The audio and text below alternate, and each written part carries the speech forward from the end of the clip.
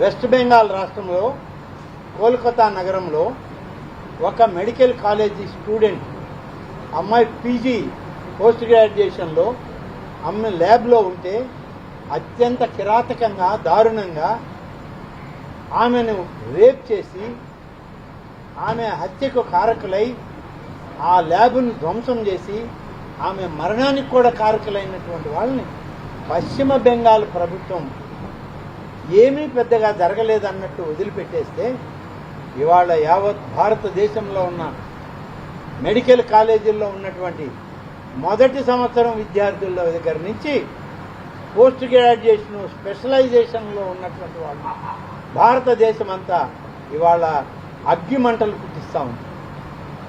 దీని మీద సుప్రీంకోర్టు ఇవాళ ప్రధాన న్యాయాధిపతి వచ్చి సుమోటోగా కేసు తీసుకుని ఎందుకు ఇలాంటి పొరపాట్లు జరిగాయి, ఎఫ్ఐఆర్ రాయడానికి ఇంత సమయం పడతా ఉందా అని ప్రశ్నించే స్థాయికి పశ్చిమ బెంగాల్ ప్రభుత్వం దిగజారిపోయిందని చెప్పి చెప్పాల్సిన అవసరం ఉంది.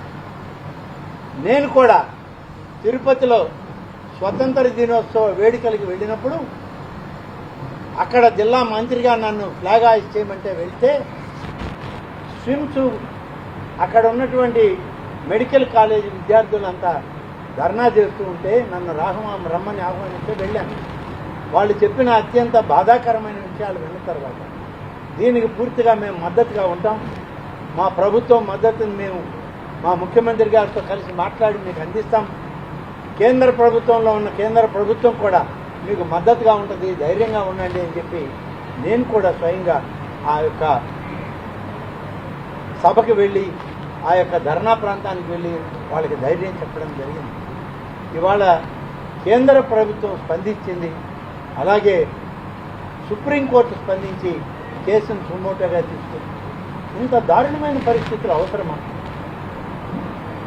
ఎప్పుడో 50-60 ఏళ్ల క్రితం ఇంత దారుణమైన పరిస్థితి ఒక మెడికల్ విద్యార్థినికి జరిగితే మళ్ళీ ఇప్పుడు అలాంటిది జరిగింది అని అంటే మధ్యలో ఎన్నో జరిగాయి, బయట సభ్య సమాజానికి తెలియకుండా కప్పిపుచ్చేశారు.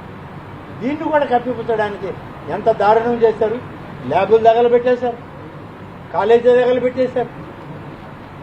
ఏ ఆధారం దొరకకూడదని చెప్పి మొత్తం కాలేజీలు స్కూళ్ళు తగలబెట్టే ప్రయత్నం.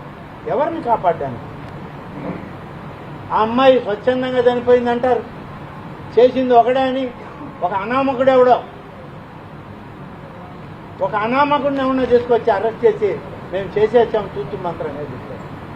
ఆ అమ్మాయిని మెడికల్ పరీక్ష చేస్తే ఆ అమ్మాయిని ల్యాబ్లో పరీక్ష చేస్తే ఆ అమ్మాయి రేప్ కాబడింది. ఒక్కరు కాదు రేప్ చేసింది. ఈ రేప్లో కనీసం 12 నుంచి 15 మంది బాధ్యులు దీంట్లో ఉన్నారు. ఇంతమంది కలిసి రేప్ చేసి హింసించి నరక యాతన చూపించి అమ్మాయిని నిలువున ప్రాణాలు దోచేశారని చెప్పి ఫోరెన్సిక్ ల్యాబ్ రిపోర్ట్స్ వస్తే ఒక్కడ చేశాడని అరెస్ట్ చేసి పశ్చిమ బెంగాల్ ప్రభుత్వం, ఒక మహిళా నాయకురాలు ముఖ్యమంత్రిగా ఉన్న ప్రభుత్వం ఇంత దారుణంగా దాన్ని దాచిపెట్టే ప్రయత్నం చేస్తే సిగ్గుతో తలదించుకుంటా ఉంది ఈనాడు భారతదేశంలో ఉన్నటువంటి మహిళా లోకం అని చెప్పి చెప్పగలుగుతారు. వారు ఏ పార్టీయో ఎన్ని దఫాలు ముఖ్యమంత్రి అయ్యారో, ఈ దేశంలో ఎంత పెద్ద ప్రజానాయకురాలో అందరికీ తెలుసు. కానీ ఆమె కూడా ఈ ఒత్తిడికి తలొగ్గిందంటే మరి అంత దారుణం, ఇంత నిర్లక్ష్యం, ఇంత అసహనం. ఇవాళ ప్రజా ఉద్యమం వెస్ట్ బెంగాల్ ప్రభుత్వాన్ని కుదిపేసేదాకా వచ్చిందంటే ఈరోజు ఎంతటి తప్పు జరిగింది ఈ దేశంలో అనేటువంటిది ఇది క్షమార్హం కాదు అని చెప్పి చెప్పడం చేయాల్సిన అవసరం. దీనికి అందరం కూడా మద్దతు పలకాలి. చనిపోయినటువంటి ఆ మహిళ, ఆ డాక్టర్, ఆమె కుటుంబానికి తోడుగా నిలబడాలి. యావత్ డాక్టర్లకి మనం ఈ భారతదేశంలో అందరం కూడా తోడుగా నిలబడి మరొకసారి ఇటువంటి ప్రయత్నం కానీ ఇటువంటి చర్యలు కానీ జరగకుండా మనం చర్యలు తీసుకోవాల్సిన అవసరం. ప్రభుత్వాలన్నీ మేల్కొంటాయి, తప్పకుండా వీళ్ళకి అండగా